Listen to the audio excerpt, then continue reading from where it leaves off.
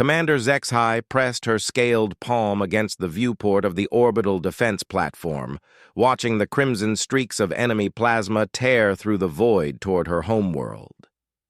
The Vorthak invasion fleet stretched across space like a malignant cancer, their black ships bristling with weapons that had already reduced 3 of Cathara's moons to glowing debris. "Status report," she commanded, her voice steady despite the chaos unfolding around them. The defense platform shuddered as another wave of enemy fire struck their shields. "Shields at 30%, Commander," reported Navigation Officer Thekmo, his forearms dancing across multiple control surfaces simultaneously. "The outer defensive ring has fallen completely. They're pushing through the asteroid belt now." Zexhai's jaw tightened, revealing the sharp teeth that marked her as a descendant of Kithara's ancient predator bloodlines. The irony wasn't lost on her that their species, evolved from hunters, now found themselves the hunted.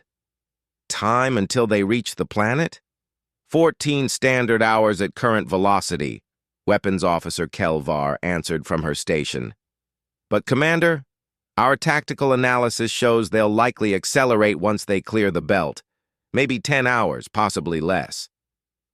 The numbers hit Zexhai like physical blows. 10 hours to organize a defense against a force that outnumbered them 20-1. 10 hours before the Vorthak began their systematic extermination of every living thing on Cathara Prime. She'd studied the intelligence reports from the outer colonies the Vorthak had already consumed. They left nothing alive, not even the plants. "Ma'am?" Communications Officer Velnara called out, her voice carrying an odd note of uncertainty. "We're receiving a priority transmission from the Planetary Council. They're authorizing the calling." The bridge fell silent except for the hum of failing systems and the distant rumble of weapons fire. Even the ever-present chatter of damage control reports seemed to pause. Zexhai felt her blood chill in her veins. The calling. She'd learned about it in military academy, had dismissed it along with most of her people as ancient superstition wrapped in the trappings of official protocol. It was a relic from the old days, when their ancestors still believed in the legend of the deathless warriors. According to the old stories, there existed a species of beings so fierce, so utterly devoted to warfare and protection of others that they could not truly die. When mortally wounded, they would simply return, ready to fight again. These creatures, the legends claimed, heard the calls of those who faced extinction and would answer, appearing like vengeful spirits to turn the tide of impossible battles. The stories called them by many names: the Undying, the Deathless Ones, the Eternal Guard. But the most common name, whispered in children's bedtime stories and ancient military texts alike, was simply humans. "Commander?" Velnara prompted gently. Zexhai straightened her shoulders. Protocol was protocol, even if that protocol involved reciting what amounted to fairy tales into the void. "Very well. Open a channel on all emergency frequencies. Maximum broadcast power." "Channel open, ma'am." Zexhai took a breath and began the ritual words she'd memorized, but never imagined she'd actually speak. "To the guardians beyond the veil, to those who answer the call of the desperate and dying, we invoke the ancient compact. I am Commander Zexhai of the Cathara Defense Force. Our world faces extinction. Our people will be slaughtered. We call upon the deathless warriors, the Eternal Guard, the ones known as humans. If you exist, if you hear us, we beg your aid." She felt foolish saying it, but protocol demanded the full recitation. "We offer what we have: our gratitude, our friendship, and our promise that your sacrifice will be remembered until the stars themselves burn out. We call upon you, humans. Help us." The transmission ended, and silence reclaimed the bridge. Zexhai waited for the embarrassment to settle over her crew, for someone to make a joke about calling on mythical saviors while real enemies bore down on them. Instead, Thekmo spoke in a hushed tone. My grandmother always said her grandmother once saw one. A human. During the Sectoid Wars, 300 years ago. Impossible, Kelvar protested, but her voice lacked conviction. The Sectoid Wars are well documented. No unknown species participated. That's just it, Thekmo continued. She said there was no record because they refused recognition. They just appeared when our forces were pinned down on Kepler 442b, helped break the siege, and vanished. When the commanding officers tried to file reports, they were told the rescue had been accomplished by an unaffiliated volunteer unit and to leave it at that. Velnara leaned forward in her station. My uncle serves in the Merchant Marine. He swears that when his convoy was attacked by pirates near the neutral zone, something destroyed the pirate ships. The wreckage showed weapon signatures that didn't match any known technology. When they investigated, all they found was a single message beacon broadcasting in an unknown language. What did it say? Zexhai found herself asking, despite her skepticism. The translation software couldn't handle most of it, but it picked out a few words. Something about safe travels and Semper Fi, whatever that means. The bridge lights flickered as another massive impact shook the station. Through the viewport, Zexhai could see the burning remains of Defense Platform 7 tumbling slowly through space. They were running out of time and options. Commander, Kelvar said urgently, long-range sensors are picking up something odd. Define odd. I'm reading massive gravity distortions approximately 2 light minutes out, bearing 225 by 031. It's like space itself is being twisted. Thekmo's console erupted in alerts. Ma'am, I'm detecting what appears to be artificial wormhole formation, multiple points scattered throughout the system. Zexhai felt a chill that had nothing to do with the failing life support. Vorthak reinforcements? Negative, Commander. The signatures are completely different. I've never seen anything like this technology. On the main display, space began to tear open like fabric, not the smooth, controlled rifts that marked standard FTL emergence, but violent, reality-defying gashes in the universe itself. Through each tier, something was coming through. The first ship to fully emerge defied easy description. It was smaller than a Kythera cruiser, but radiated an aura of barely contained lethality. Its hull was a patchwork of different metals, some sections clearly battle-damaged and repaired, others covered in strange markings that seemed to shift and move in the light. Weapon ports bristled along its flanks like the quills of an angry beast. By all the ancient gods, Velnara whispered. More ships followed. Each one was different, as if they'd been built by different species using different technologies, but all shared that same aura of controlled violence. Some were sleek and predatory. Others looked like they'd been cobbled together from scrap metal and determination. A few appeared to be nothing more than massive engines strapped to weapon platforms. How many? Zexhai asked, her voice barely above a whisper. Thekmo's hands flew over his instruments. I count. 57 distinct vessels. Wait, more wormholes are opening. Make that 134. No, still more coming through. The communications console erupted in a cacophony of signals. Velnara worked frantically to sort through them. Commander, I'm receiving transmission attempts on dozens of different frequencies. The translation matrix is trying to process multiple unknown languages simultaneously. Can you make any sense of it? Some of it, yes, ma'am. I'm getting fragments. Something about cavalry's here, and sorry we're late, and... She paused, looking confused. And something about time to party. The translation software seems convinced that last one is some sort of battle cry. On the tactical display, the newcomer ships were spreading out in what looked like a standard fleet deployment pattern, but Zexhai could see it was anything but standard. These vessels moved with a coordination that spoke of countless battles fought together, but also with an individuality that suggested each captain commanded their own ship according to their own methods. Ma'am, Kelvar called out, excitement creeping into her professional tone. I'm analyzing the weapon signatures of the new arrivals. Some of them are using technology I can identify: fusion cannons, plasma projectors, even some kinetic weapons. But others, she shook her head in amazement. Others are completely outside our understanding of physics.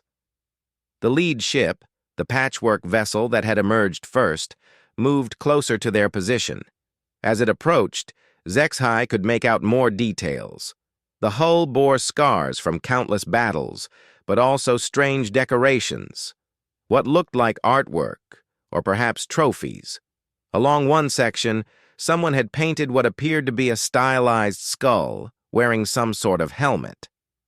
"Incoming transmission from the lead vessel," Velnara announced. "They're using our own communication protocols somehow, though I have no idea how they acquired them." "Put it through." The main screen flickered and resolved into the image of a being that made Zexhai's breath catch in her throat. It was bipedal, like the Cathara, but shorter and more compact. Its skin was a pale pink color, and it had only 2 eyes, positioned close together on its face. Most striking was the complete absence of scales, claws, or any of the natural weapons that every intelligent species she'd ever encountered possessed. It looked soft, vulnerable, utterly harmless. Right up until she saw its eyes, the creature's eyes held the flat, emotionless gaze of a predator that had never known fear. They were the eyes of something that had looked at the universe's worst horrors and found them wanting. "Kithera Defense Force," the being said, its voice carrying through the translation system with remarkable clarity. "This is Captain Sarah Chen of the UHCV Indomitable. We received your call." The creature's mouth curved upward in what the translation system identified as a smile, but on that face, the expression looked distinctly predatory. "We're here to help." Zexhai found her voice. "Captain Chen, I am Commander Zexhai. Are you human?" "Guilty as charged," the human replied, and now other voices could be heard in the background, some laughing, others shouting what sounded like encouragement or insults. "Sorry about the dramatic entrance, but we had to punch through 17 light years of hostile territory to get here. Hope we're not too late for the party." "Party?" Zexhai repeated, confused. "The fight, Commander. We came for the fight." Captain Chen's expression grew serious. "We've been monitoring Vorthak expansion for the past several months. Nasty pieces of work, that lot. They've got a real hard-on for xenocide." The casual profanity was somehow more shocking than anything else. Here was a being discussing genocide with the same tone one might use to comment on the weather. "Captain, I must inform you that the Vorthak force is massive. Our intelligence suggests they have over 300 capital ships, with thousands of supporting vessels. Your fleet, while impressive, appears to be significantly outnumbered." Captain Chen's smile widened, showing white teeth that looked small and blunt, but somehow more threatening than the razor-sharp fangs of a Cathara warrior. "Commander, you're thinking like someone who fights wars to win territory or resources." She leaned forward, and Zexhai got the distinct impression she was looking into the eyes of something far more dangerous than any Vorthak. "We don't fight wars to win. We fight them to end them." Before Zexhai could ask what that meant, alarms began blaring throughout the bridge. The Vorthak fleet had detected the new arrivals and was accelerating toward them. "Looks like they're eager to get started," Captain Chen observed with disturbing calm. "Commander Zexhai, I need you to pull your forces back to a safe distance. What's about to happen isn't going to be pretty, and I'd rather not have any friendly fire incidents. Captain, you can't engage that entire fleet with so few ships. It's suicide." The human's laugh was genuinely warm, which somehow made it even more unsettling. "Commander, has anyone ever told you the story of the Alamo?" "I'm not familiar with that reference." "Remind me to tell you about it sometime over drinks, assuming we both survive the next few hours." Captain Chen turned away from the screen for a moment, shouting orders to her crew. "All ships, this is Indomitable. Form up on me. Remember, we've got friendlies in the area, so keep the collateral damage to a minimum. And for God's sake, try not to show off too much. We're supposed to be professionals." The response came back as a chorus of voices, each speaking in what sounded like a different human dialect. "Roger that, Indomitable. Copy, boss lady." "Aye, aye, Captain. Let's light these bastards up." As HFY watched in fascination and growing dread, the human fleet began to move. They didn't charge toward the enemy in the glorious but ultimately futile gesture she'd expected. Instead, they spread out in a formation that looked almost casual, as if they were taking a leisurely cruise through space rather than heading into battle against impossible odds. "Captain Chen," HFY called out. "Are you certain about this course of action? There's no shame in retreat. You've answered our call, and that's more than we had any right to expect." The human's face softened slightly. "Commander, my species has a saying, the only thing necessary for evil to triumph is for good people to do nothing. The Vorthak are evil, pure and simple. They've already wiped out 6 species that we know of, and they won't stop until someone makes them stop." Her expression hardened again. "We're someone." The screen flickered as the Indomitable moved out of communication range, but not before Captain Chen added, "Oh, and Commander, you might want to dim the lights and secure anything that isn't bolted down. This is going to get bumpy." HFY turned to her crew, who were staring at the tactical display in various states of shock, awe, and disbelief. The human fleet was now moving at attack speed toward an enemy force that outnumbered them nearly 3-1, and they were doing it with what appeared to be casual confidence. "Well," she said finally, "I suppose we're about to find out if the legends are true." On the display, the first human ship reached weapons range of the Vorthak Vanguard. What happened next would be burned into HFY's memory for the rest of her life. The humans opened fire. The first thing that struck HFY wasn't the humans' weapons, though those were impressive enough. It was their tactics. The Vorthak had centuries of military doctrine built around overwhelming force. They advanced in massive formations, relying on their numerical superiority to crush opposition through sheer firepower. Every species they'd encountered had tried to match them formation for formation, and every species had been ground to dust beneath their advance. The humans didn't form up, they scattered. "By the ancestors," Tecmo breathed, his 4 arms frozen over his controls. "What are they doing?"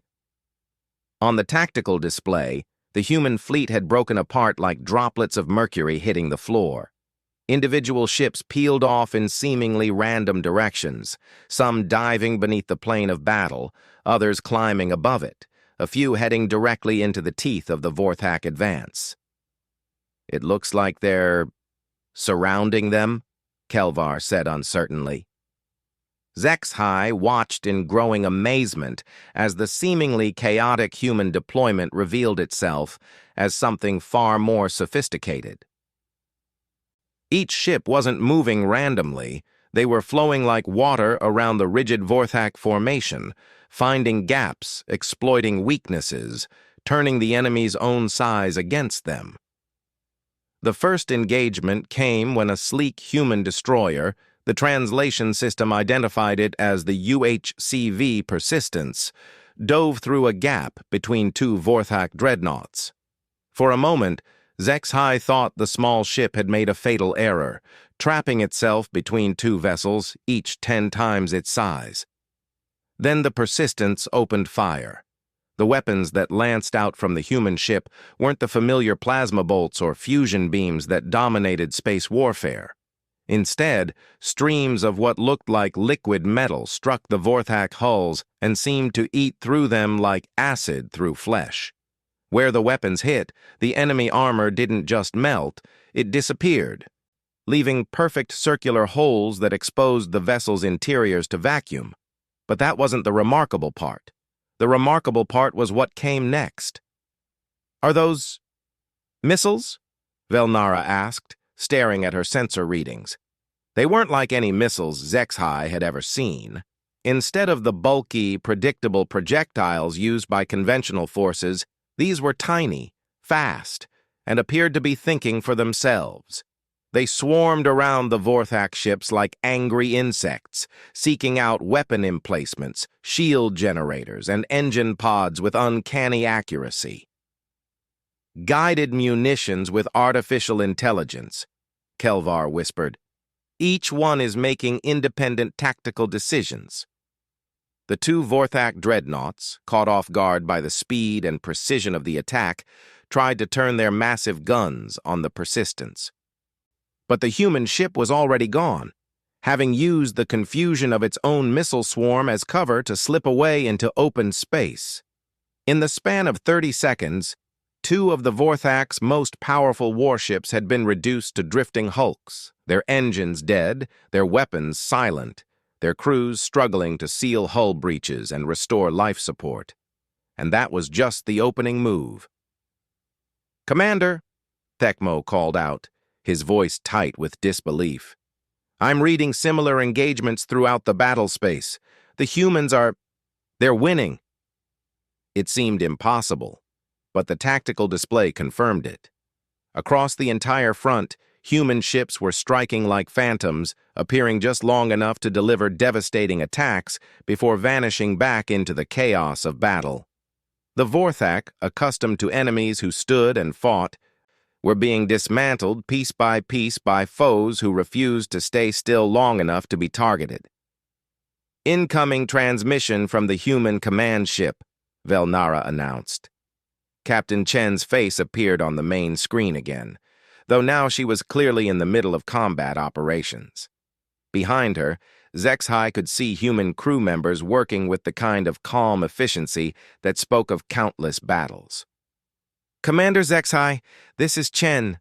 We're going to need some help here." HFY blinked. Help?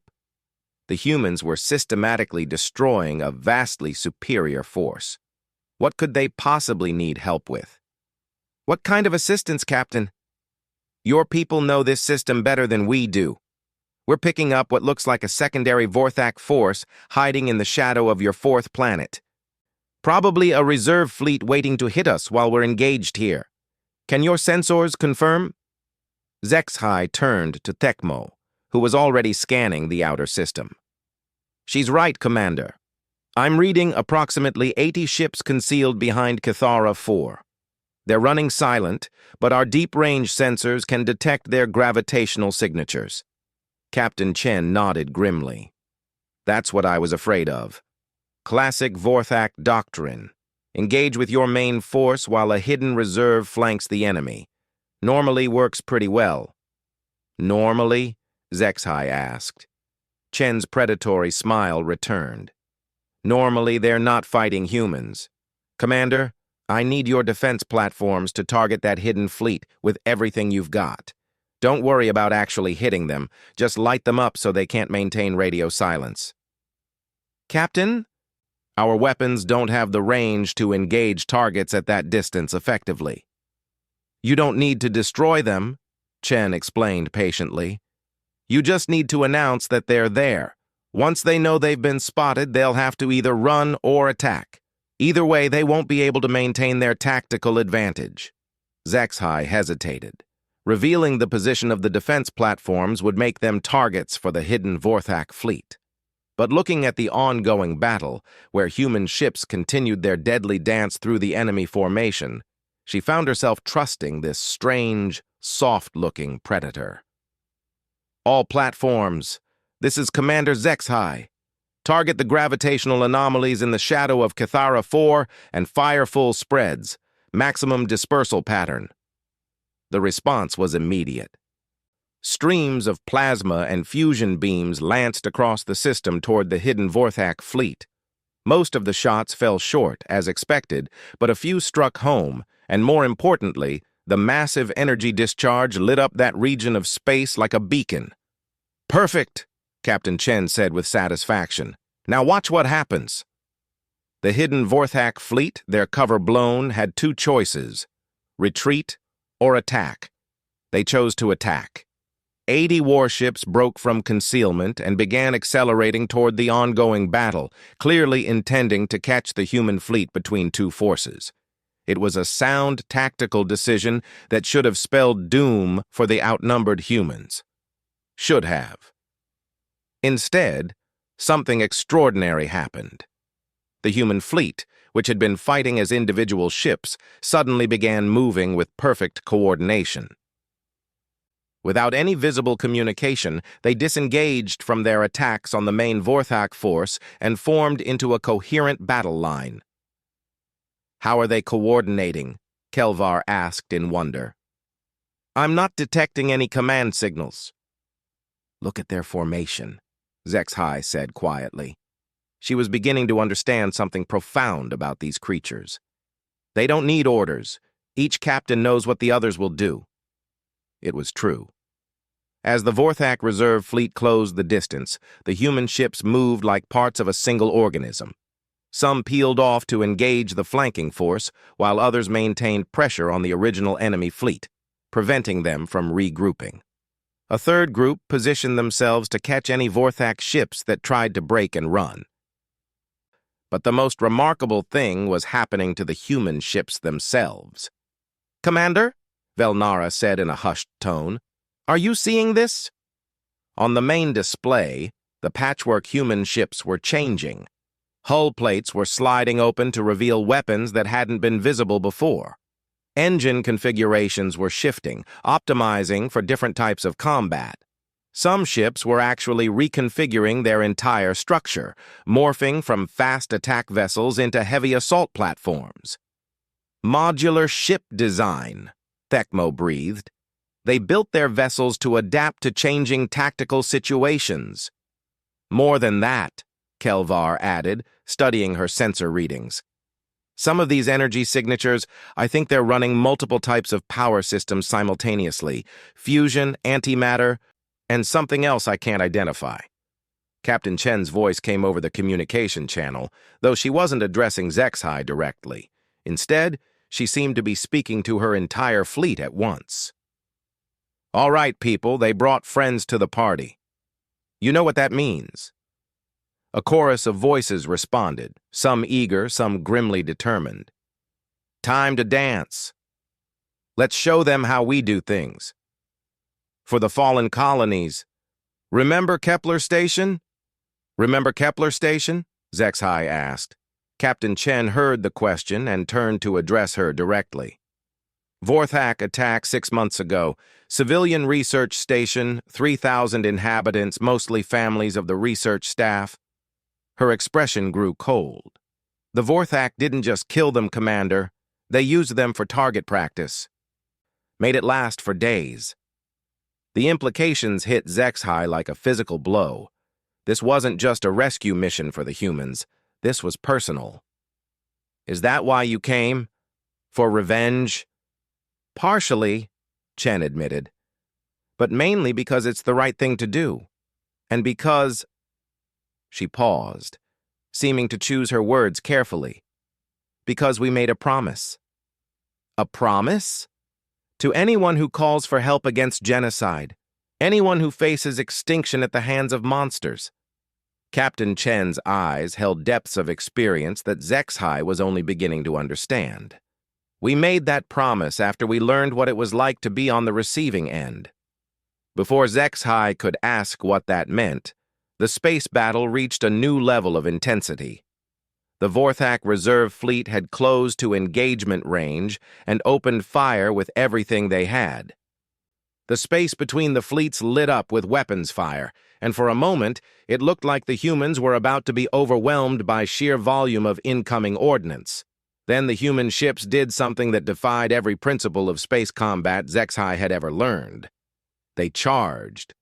Not in formation, not with any attempt at coordinated tactics, but individually, each ship picking a target and rushing straight at it with apparent suicidal abandon. It was exactly the kind of reckless, emotional response that every military academy taught would result in inevitable defeat. It was also terrifyingly effective. The Vorthak, accustomed to enemies who tried to maintain range and fight defensively, were completely unprepared for adversaries who seemed genuinely eager to get close enough to hit each other with hammers. As the human ships closed distance, their weapons became more effective while the Vorthak's long-range advantage evaporated. And the humans, Zexhai realized, were very good at close-range combat. She watched in fascination as the UHCV Tenacious, a ship barely a quarter the size of the Vorthak heavy cruiser it was engaging, somehow managed to get inside the larger vessel's weapons envelope. Instead of trying to match firepower, the human ship latched onto its opponent like a parasite and began systematically destroying it from the outside. Are they boarding? Thekmo asked incredulously. Negative, Kelvar replied, studying her instruments. They're using some kind of external cutting tools. They're surgically removing components of the enemy ship while remaining attached to the hull. It was like watching a pack of predators bring down prey 10 times their size. The human ships swarmed over their larger opponents, finding weak points, exploiting structural vulnerabilities, turning the Vorthak's own size and complexity against them. But what truly amazed Zexhai was the humans' resilience. When Vorthak fire found its mark, crippling human ships, she expected to see them withdraw or surrender. Instead, the damaged vessels fought even more fiercely, as if being hurt had only made them angry. She watched one human destroyer, its hull breached in a dozen places and venting atmosphere, ram itself directly into the bridge of a Vorthak battleship. The explosion that followed took out both vessels. But Zexhai noticed that the human crew had managed to evacuate most of their people to nearby ships before making their final attack. "Commander," Velnara called out, "I'm receiving multiple distress calls from Vorthak ships. They're asking for mercy." Mercy? Zexhai had never heard of the Vorthak requesting anything other than surrender. "Several of their command ships are transmitting surrender protocols. They want to withdraw from the system." Captain Chen's voice cut across the communication channel. "Tell them no." The simple words carried a weight of cold finality that made Zexhai shiver. "Captain," she said carefully, "perhaps we should consider—" "Commander," Chen interrupted, her tone still polite but absolutely inflexible. The Vorthak had their chance to show mercy at Kepler Station. They chose not to. Through the main screen, Zexhai could see the human captain's crew working around her, their movements efficient and deadly. They had their chance on Rigel 7, and on New Harmony, and on 6 other worlds we know about. They chose genocide every time. But surely, no buts, Commander. No exceptions, no second chances, no mercy for those who show none to others. Captain Chen's expression was carved from stone. Today, the Vorthak learn what it feels like to be on the receiving end of their own tactics. As if summoned by her words, the human fleet shifted tactics once again. The ships that had been engaging in individual combat suddenly began working together with devastating coordination. They formed kill groups, multiple vessels focusing their fire on single targets, systematically working through the Vorthak fleet like a harvesting machine through grain. It wasn't battle anymore. It was extermination. Within 2 hours, it was over. The once mighty Vorthak invasion fleet was reduced to drifting wreckage and emergency beacons. Of the nearly 400 enemy vessels that had entered the Kithara system, exactly 0 remained combat effective. The humans had lost 14 ships. "By all the gods," Thekmo whispered, staring at the aftermath displayed on his screens. "They actually did it." Captain Chen's face reappeared on the main screen, though now she looked tired. The adrenaline of combat was fading, leaving behind the weariness of someone who had seen too many battles. "Commander Zexhai, this is Captain Chen. The immediate threat has been neutralized. We're beginning search and rescue operations for any survivors." "Vorthak survivors?" Zexhai asked. "Any survivors," Chen corrected firmly. "We're not them, Commander. We don't abandon people to die in space, no matter what uniform they wear." It was a small thing, but it spoke volumes about these strange, contradictory creatures. They could be utterly ruthless in battle, showing no mercy to enemies who had shown none to others, but they would still risk their own lives to save those same enemies once the fighting was over. "Captain Chen," Zexhai said slowly, "I need to ask you something that my people will want to know. Are you really the deathless warriors from our legends?" Captain Chen's weary smile returned. "Commander, we're exactly what we've always been. We're human. We make mistakes. We bleed. We die just like everyone else." She paused, looking off-screen for a moment. "But we also remember. We remember every atrocity, every genocide, every time someone with power decided that someone without power didn't deserve to exist." She leaned forward, and Zexhai saw something in the human's eyes that she was beginning to understand was the core of their nature. "We're not deathless, Commander, but we are relentless. And sometimes, that amounts to the same thing." 3 days after the battle, Commander Zexhai stood in the main docking bay of Kithara Prime's orbital shipyard, watching the strangest sight of her military career. Human engineers worked alongside her own people, their pale, soft-looking forms moving with surprising agility through the zero-gravity environment as they helped repair battle damage to the surviving Kithara vessels. It was the laughter that struck her most. Despite having just fought a battle that could have ended in their extinction, the humans seemed almost cheerful as they worked. They joked with each other, sang strange songs, and showed an easy camaraderie with her crew that spoke of people genuinely comfortable in their own skin. "Commander, the human delegation has arrived," announced Lieutenant Mordak, her aide. Zexhai straightened her formal uniform and made her way to the diplomatic reception bay. 3 days wasn't long enough to organize a proper state reception, but the Kithara Council had insisted on some ceremony to mark what was likely the most important first contact in their species' history. Captain Chen was there, of course, but she wasn't alone. She'd brought 4 other humans with her, each representing what she'd described as different branches of their military. They stood in a loose group, their posture relaxed but alert, and Zexhai noticed that despite their informal manner, each of them positioned themselves to cover different angles of approach. Even in a diplomatic setting, they remained warriors. "Captain Chen," Zexhai said formally, "welcome aboard Kithara Prime Station. I am honored to meet you in person." Chen stepped forward and performed what Zexhai recognized as a human greeting ritual, extending her right hand. "The honor is ours, Commander." "Thank you for having us." Up close, the humans were even more remarkable than they'd appeared on the communication screens. They were smaller than most Kithara, lacking the natural weapons and armor that evolution had given virtually every other sapient species. But their eyes held the confident gaze of apex predators who had never doubted their place at the top of the food chain. "May I introduce my colleagues?" Chen continued. "Colonel James Rodriguez, United Human Colonial Marines; Admiral Lisa Park, Human Space Navy; Major Sarah Thompson, Special Operations Command; and Dr. Marcus Webb, our xenobiologist and cultural liaison."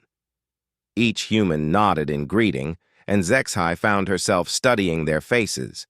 Despite their similar basic structure, they showed remarkable individual variation in color, features, and expression. It was as if their species celebrated diversity rather than fearing it. "I must confess," Zexhai began as they moved toward the conference room, "my people have many questions about your arrival. The timing seemed miraculous." Dr. Webb, the xenobiologist, spoke up. "Not miraculous, Commander, just good intelligence gathering. We've been monitoring Vorthak expansion patterns for several years. When we identified Kithara as their next likely target, we positioned ourselves to respond quickly." "You've been watching us?" "Watching over you would be more accurate," Admiral Park interjected. "We've learned that the best time to stop a genocide is before it starts."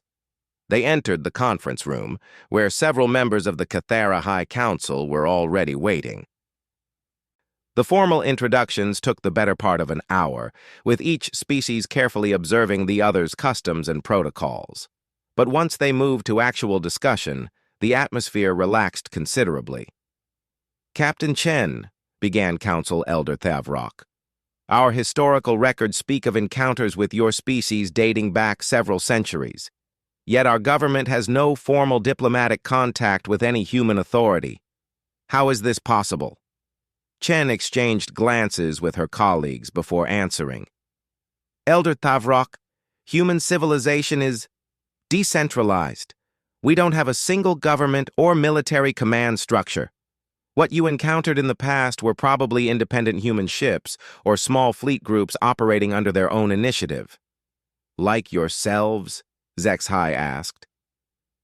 "Exactly like ourselves," Colonel Rodriguez confirmed. "We represent the United Human Colonial Defense Force, which is essentially a volunteer organization. We're funded by donations from human colonies, equipped with ships built by civilian contractors and crewed by people who believe that genocide is wrong regardless of who's committing it." The implications were staggering. Zexhai had assumed the human fleet represented some vast military power, but instead they were essentially civilians who had chosen to fight. "You're saying," Elder Thavrock said slowly, "that your entire fleet is composed of volunteers?" "Every single person," Captain Chen confirmed. "We don't conscript, we don't force anyone to serve, and we don't fight for territory or resources. We fight because some things are worth fighting for." "But surely your government provides some support," another council member pressed. Dr. Webb leaned forward. "There's something you need to understand about human psychology and social structure. We're a highly individualistic species, but we also have strong pack-bonding instincts. When we see others threatened by predators, our instinct is to help, regardless of whether they're part of our immediate group." Pack-bonding? Zexhai was unfamiliar with the term. "It means we form emotional connections with other beings very easily," Webb explained. "We can't help it. It's hardwired into our psychology. When we see sapient beings threatened with extinction, we feel compelled to act, not because of orders or treaties, but because it's part of who we are." Major Thompson nodded. "It's why we have that old saying, 'No one fights alone.' When someone calls for help, humans answer. It's just what we do." The conversation was interrupted by an urgent communication from the system's early warning network. Council Elder Thavrock listened to the report, his expression growing increasingly concerned. "What is it?" Captain Chen asked, noting his reaction. "Our deep space monitors have detected another fleet approaching the system. Preliminary identification suggests hegemony vessels." The humans exchanged glances, and Zexhai saw something she hadn't seen before in their expressions, satisfaction mixed with anticipation. "The hegemony?" Dr. Webb asked. "The multi-species alliance that's been liberating systems in this sector?" "The same," Thavrock confirmed grimly. "They sent diplomatic communications several months ago suggesting we would benefit from their protection in exchange for certain resource concessions and territorial access." "And you declined?" "We declined." Captain Chen's predatory smile made its appearance. "So they're coming to make you an offer you can't refuse?" "That would seem likely." Colonel Rodriguez spoke up. "How long until they arrive?" "Approximately 18 standard hours." The humans looked at each other, and Zexhai could almost see them communicating without words.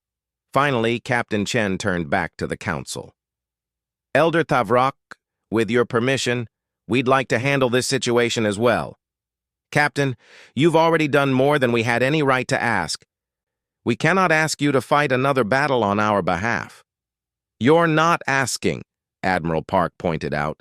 "We're offering. There's a difference. Besides," Major Thompson added with a grin that would have looked at home on the face of a hunting beast. "We have some history with the hegemony. They have a tendency to show up after someone else has done the hard fighting and claim credit for the victory. They're bullies," Colonel Rodriguez said flatly, "and humans have strong feelings about bullies." Dr. Webb leaned back in his chair. "There's something else you should know. Word of what happened here is already spreading throughout this sector of the galaxy.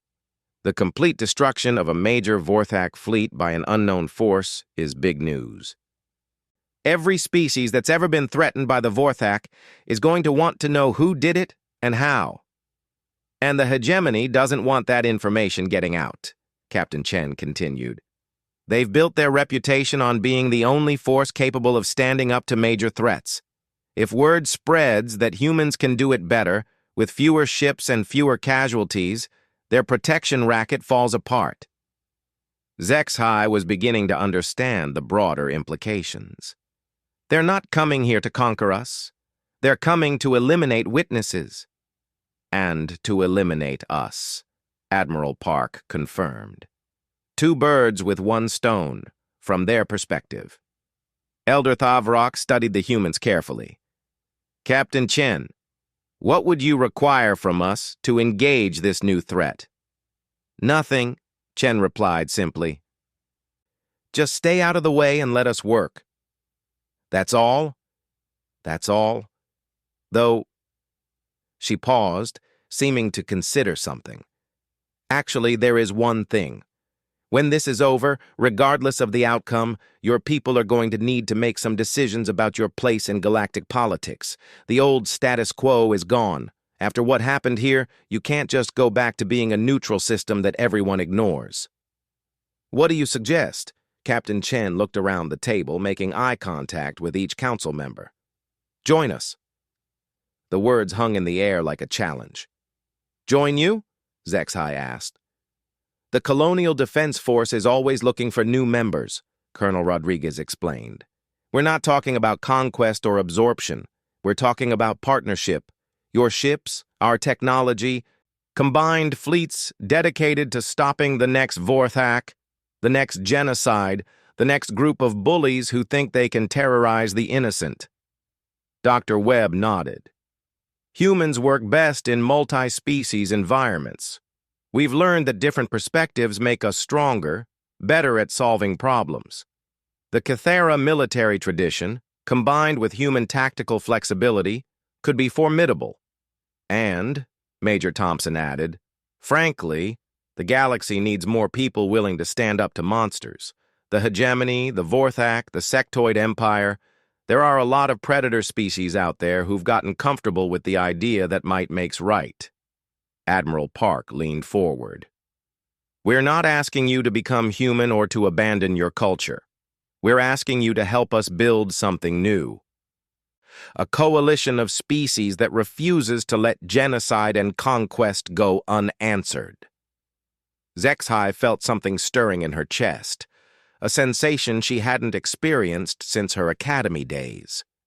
It was hope, mixed with purpose, and the fierce joy of finding others who shared her deepest convictions. "And if we refuse?" Elder Thavrock asked. "Then we respect your decision and leave you in peace," Captain Chen said simply. "We don't force anyone to fight alongside us. That would make us no better than the enemies we're trying to stop." The council members looked at each other, and Zexhai could see the same hope in their eyes that she felt in her own heart. "We will need to discuss this among ourselves," Thavrock said formally. "Of course," Chen replied, "but you might want to make it a quick discussion. The hegemony fleet will be here in 17 hours, and we need to know whether we're fighting for potential allies or just completing a job." As the formal meeting broke up, Zexhai found herself walking alongside Dr. Webb toward the observation deck. "Dr. Webb," she said, "may I ask you a personal question? Please call me Marcus, and yes, ask away. You said humans have been monitoring our situation, watching for threats. How many other species are you protecting without their knowledge?" Marcus was quiet for a moment, looking out at the stars through the massive, transparent aluminum windows. 17 species currently under active protection protocols. Another 43 on our watch list for potential threats. We've got early warning networks throughout this arm of the galaxy, intelligence assets in most major governments, and rapid response fleets positioned to reach any threatened system within 72 hours. The scope of it was breathtaking. How long have you been doing this? Since the Warsaw Pact. I'm not familiar with that reference. Marcus's expression grew somber. About 300 years ago, humanity made a promise. We swore that never again would we stand by and watch while innocent people were systematically murdered. We called it the Warsaw Pact, after a city on our homeworld where particularly terrible things had been done to helpless populations. What kind of terrible things? Genocide. Industrial-scale murder of anyone deemed undesirable by those in power. Humans did it to other humans, Marcus said quietly. We learned what we were capable of, and we decided we never wanted to see it happen again. Not to us, not to anyone. Zexhai felt a chill of understanding. That's why you fight so hard against genocide. You've experienced it yourselves. We've committed it ourselves, Marcus corrected. That's the difference. We know exactly what we're fighting against because we've been there. We've been the monsters, and we've been the victims, and we've learned that the only way to stop monsters is to be willing to become something even more dangerous than they are when innocent lives are at stake. They stood in comfortable silence for several minutes, watching the human ships move through space around the station. Even now, they were preparing for another battle, their crews working with the calm efficiency of professionals who had done this many times before. Marcus, Zexhai said finally, will you win tomorrow? I don't know, he admitted. The hegemony is different from the Vorthak. They're not mindless destroyers. They're calculating, sophisticated, and they have some very advanced technology. It's going to be a much harder fight. Then why are you willing to risk it? Marcus turned to look at her, and she saw in his eyes the same flat certainty she'd seen in Captain Chen's. Because someone has to, he said simply.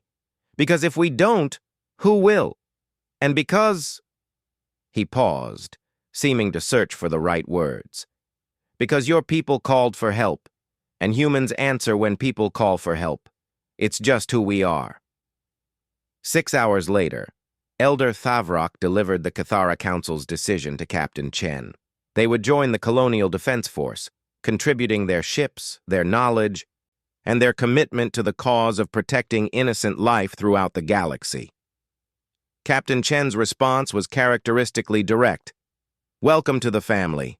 Now let's go show the hegemony what happens when you threaten our friends.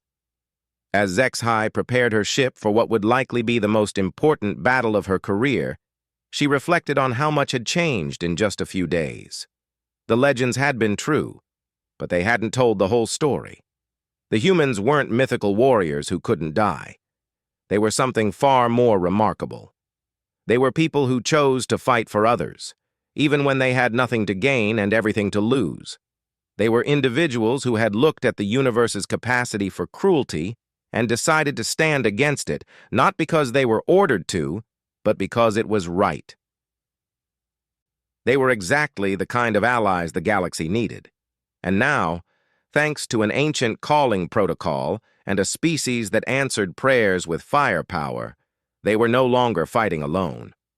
Tomorrow would bring new challenges, new enemies, and new tests of their combined resolve.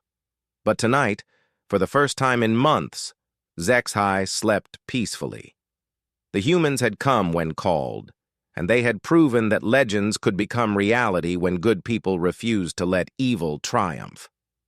In the depths of space, the human and Cathara fleets prepared for battle, and across the galaxy, other species began to hear whispers of something new, hope backed by firepower, and the growing realization that perhaps the predators of the universe had finally met their match.